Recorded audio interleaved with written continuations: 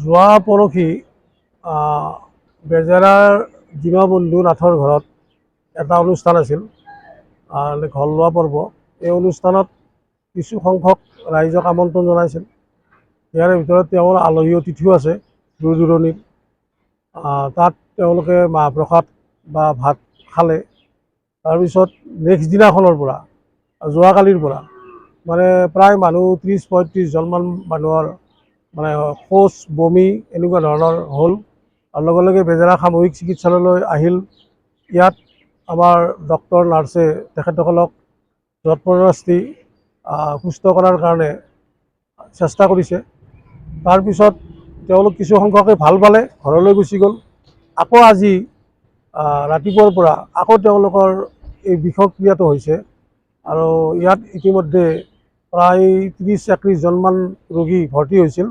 ইয়াৰে 10জনক গুৱাহাটী চিকিৎসা মহাবিদ্যালয়লৈ প্ৰেৰণ কৰিছে।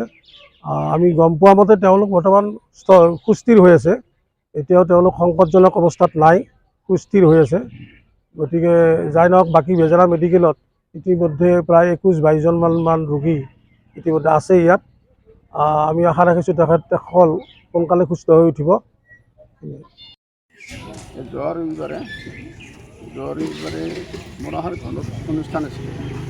তাৰমানে শাওনমহীয়া বুলি এটা উঠি চাৱাৰ নিমিত্তে আৰু এটা ৰুম এটা এক্সটেণ্ড কৰা গৈছে। সেইটো লোৱাৰ কাৰণে মানুহকেইজনক আমন্ত্ৰণ কৰিছোঁ। গতিকে তেওঁলোকক মই ৰাতিপুৱাৰ পৰা আছে, তেওঁলোকে গীতা পাঠ পঢ়াৰ পিছত আমি মাহ প্ৰসাদ বিতৰণ কৰিলোঁ।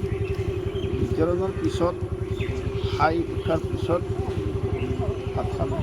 ভাত খোৱাৰ পিছত একো নাই। তাৰ পিছদিনাখন ৰাতিপুৱা 7:30-8টাৰ পৰা আপোনাৰ এজনকৈ শৌচ বমি সেনেকৈ বাঢ়ি গৈ মোটামুটি আপোনাৰ 30টামান হৈ গ'ল।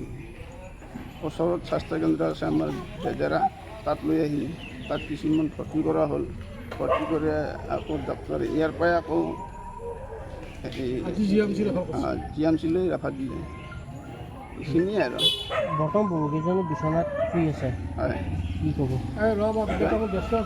এতিয়া এটা আনুমানিক হোৱাৰ কাৰণে আৰু এটা ইচ্ছা এটা হৈছে, আৰু বেলেগ ভাতত নাই বা চাহত নাই। বুট মাহ খোৱা কেইজনৰ পৰা অনুমান এটা পাইছোঁ যে তেওঁলোকৰ এটা ইচ্ছা আৰু আমাৰ এটা, কিন্তু ভাত খোৱাৰ পৰা নহয়। ভাত বা চাহ সেইখিনি নহয়। ক'ৰ পৰা আনিছিল? মই আনিছিলোঁ আপোনাৰ বেজেৰা চকৰ পৰা, দোকানখনৰ পৰা আনিছোঁ। দুজেগাৰ পৰা আনিছোঁ, আৰু এখন আমাৰ ওচৰৰে আছে কুমুদ ডেকা বুলি, আৰু এজন আছে আপোনাৰ জিতেন ডেকালিখিনি তাৰ পৰা আনিছোঁ। বেজেৰাৰ পৰা আনিছোঁ 2 কিলো বুট, 1 কিলো বুট, আৰু আমাৰ ওচৰৰ পৰা আনিছোঁ আপোনাৰ 1 কিলো বুট আৰু 3 পোৱা বুট। এইখিনি এতিয়া কোনটো হ'ল ধৰিব পৰা নাই আৰু।